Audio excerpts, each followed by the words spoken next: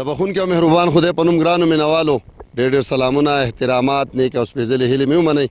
درنو کتونکو زه یم حبیب الله همدرد او تاسو ګورئ د خپلې خوښې خپرونه لټون د ښکلاګانو.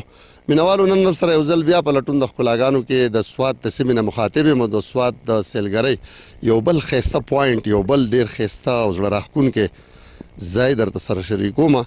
دغه ځای چې ملم جبه بللی شي او د کال 12 میاشتې دې ته سیلګر په راتلو وي.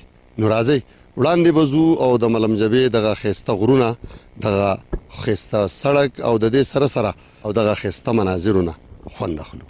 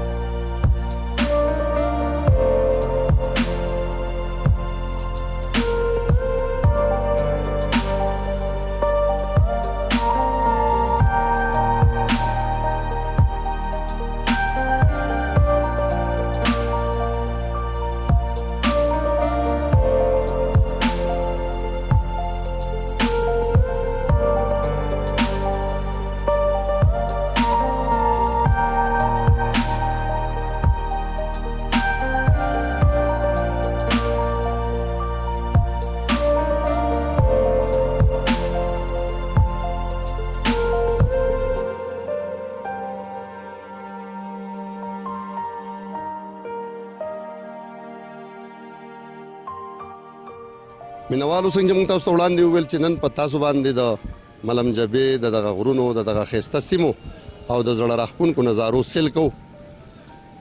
هم ملم جبې ته په لاره په ملم سیمه کې دا وخت ولاړ یو. د دې ځای مقامي او څو ملګري دي، د هغې نه به تپوس کوو د ملم جبې په حوالې سره، د هغه ځای د ښایستونو په حوالې سره، په تیره بیا د هغه سیل کوونکو په حوالې سره چې سیلګر په سلګونو دلته چې دی هغه د کال خصوصا په ګرمو کې راځي.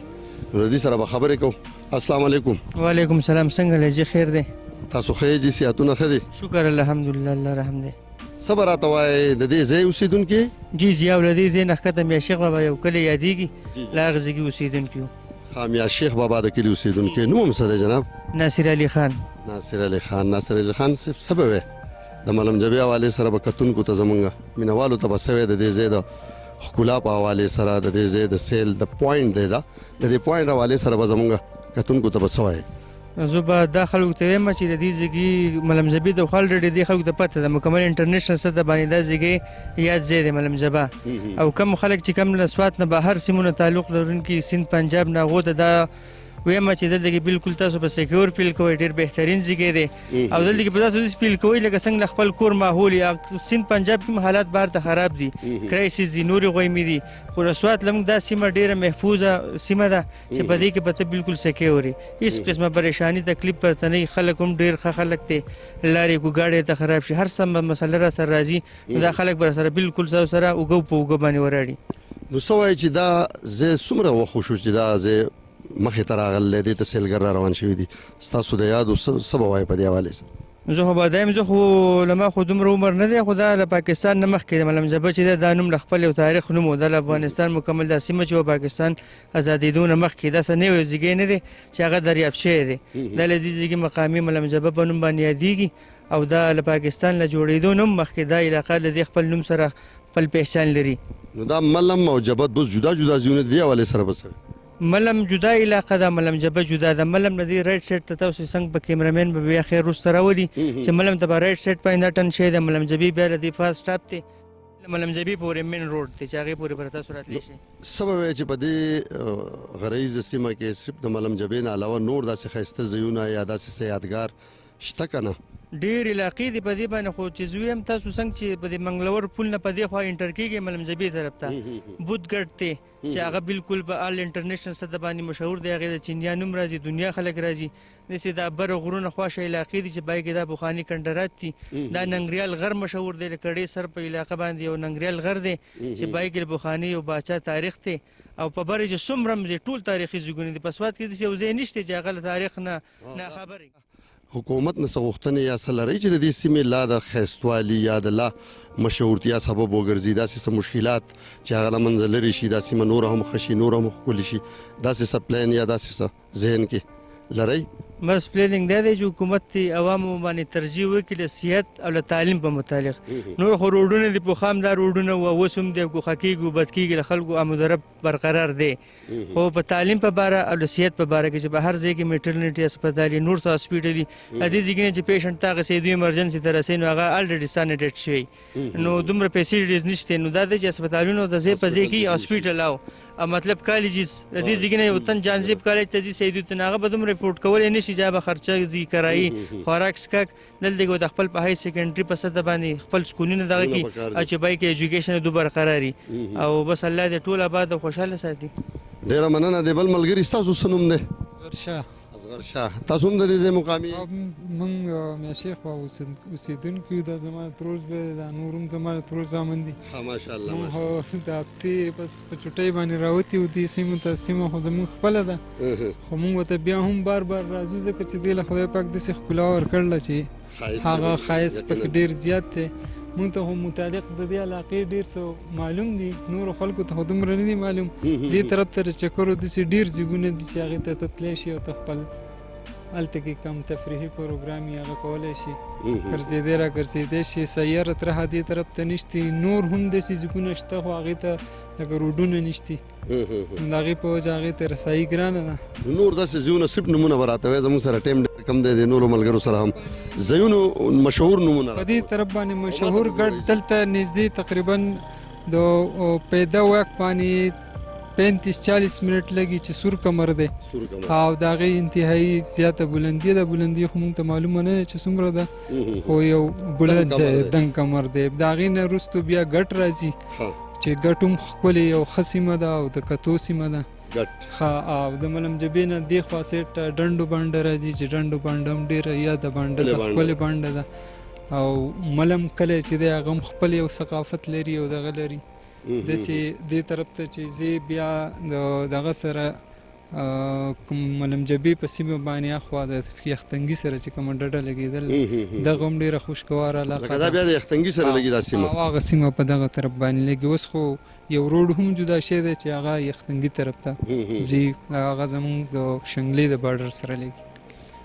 ډېره مهرباني او ډېر خوند یې وکړو ډېرې ښکلې خبرې ملګري تاسو به څه وایئ ستاسو څه نوم دی؟ غسان. او موږ ته لږ رانږدې شي جی قربان. جی ستاسو څه نوم دی جی؟ غسان. نو څنګه حال دی تاسو هم راغلي یې چکر له؟ زه د ترور زامنو سره چکر له راغلی یم زه به خپله د سیدو شریف یم. نو ملم جبه راته څنګه ښکاره شوي د مخکې راغلی څنګه ځای دی څه به وایې؟ اکثر چکر را لګو دلته او ډېر ښکلی ځای دی ډېر د کتو ځای دی او ټورسټ له پکار ده چې دلته راشي دلته انجوای وکړي دلته وګرځي را وګرځي. دا بل ملګری دی ورستنی ملګري ستاسو څه نوم دی او څه به راته وایې؟ زما محمد عمیر نوم دی جی.